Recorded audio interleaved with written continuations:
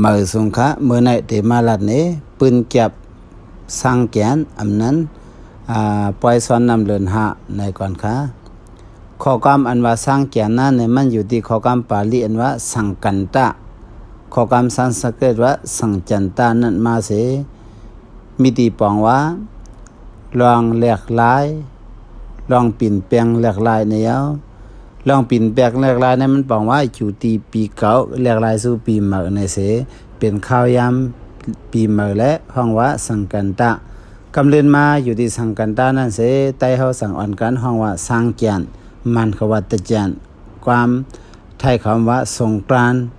ข้อกรรม3ข้อน่ะสร้างแกนเกาหลีจินจันเกาหลีสงกรานต์เกาหลีเงาตื่นมันมาที่ข้อกรรมปาลีอันว่าสังกันตะ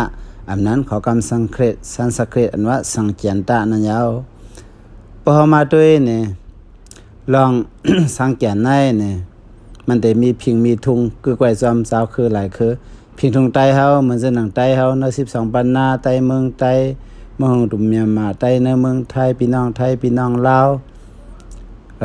มานเขาหรือนั่นเมาก็อันตื่นเป็นเจ้าของ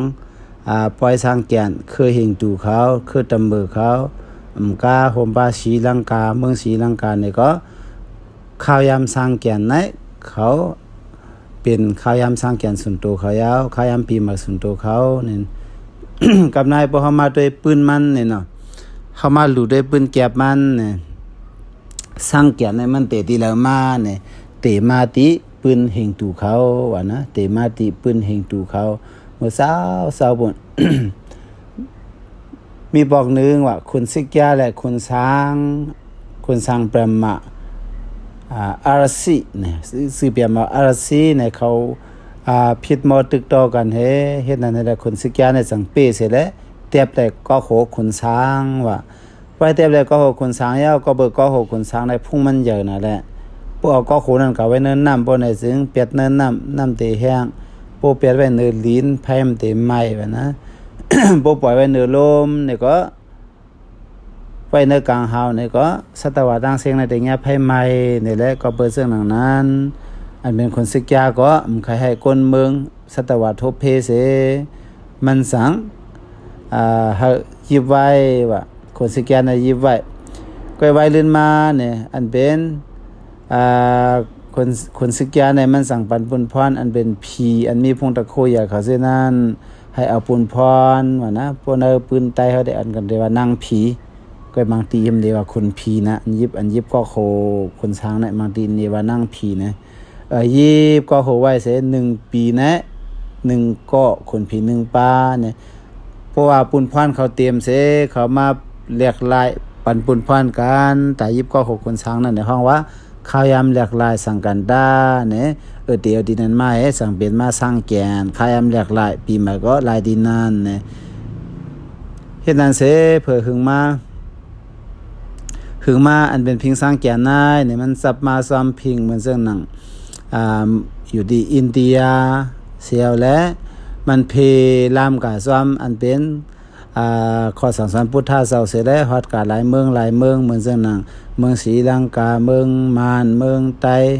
เสนายเมืองไทยเสนั่นนะเฮ็ดนั้นเสียวและพวกฮอดกาเนี่ยอยู่ที่พิงทุ่งเผามันเสอันเป็นปล่อยสร้างแกนนั่นนี่ก็มันเตเฮ็ดเหมือนกันนั่นน่ะเตเฮ็ดสร้างเหมือนกันพี่น้องไต้เฮาได้เนี่ยปว่าสร้างแกนถึงมา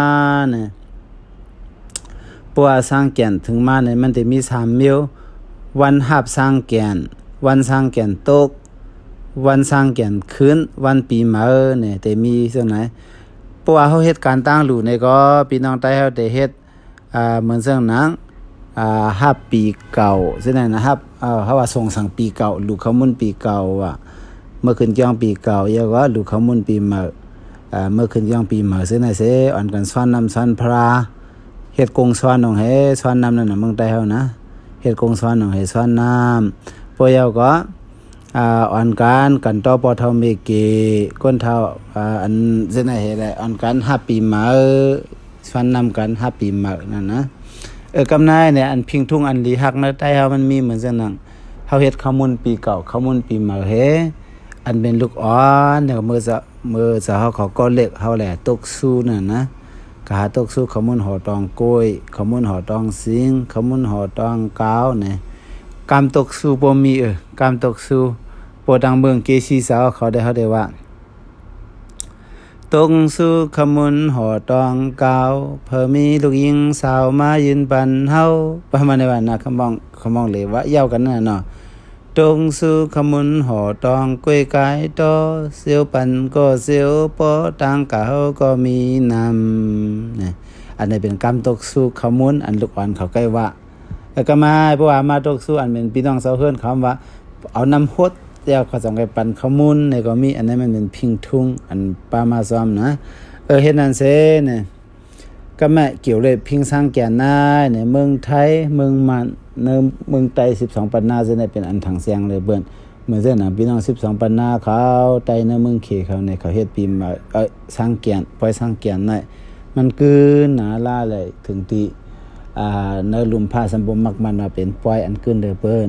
กำไรซ้ำเนี่ยเกี่ยวเลยปล่อยสร้างแก่นได้เนี่ยก็เลยขันตั้งมักมันเป็นพิงทุ่งของมันเขากว่าวันนั้นมือ220 ปนมาปีกายเนี่ยอันเป็นปล่อยสร้างแก่นเนี่ยเลยขำดังพิงมักมันมาเป็นพิงทุ่งมันเขากว่าในก็เลยหันไว้ก็เพื่อจังนั้นเฮาถามว่าเป็นปีใหม่เฮามันเกี่ยวซ้ำซาปุดเนี่ยมันเกี่ยวนะที่เตมันอันเป็นสร้างแก่นได้มันกึกซ้อมพิงทุ่งหลายๆคือมันเพเตือนกับซ้อมซาปุดท่าอยู่ที่อินเดียมาเนี่ยพอเฮามาโดยเนี่ย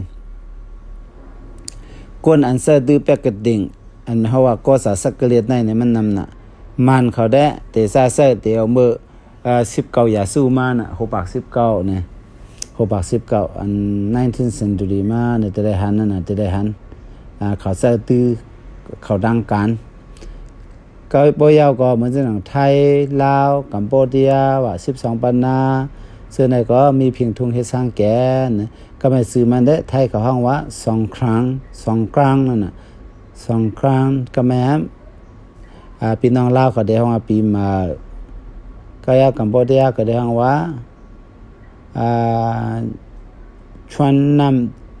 นำเทมเนี่ยอันนี้เจ้าได้รู้ผิดก็เป็นได้ซื้อได้ออกเสียงเลยนะอันนี้มัน มันเป็นทุงเป็นตีปืนเก็บอันเบนปีมาสร้างแก่นอิดออดปิดปอดเสเอามาต่อแต่แค่นี้กันเนาะ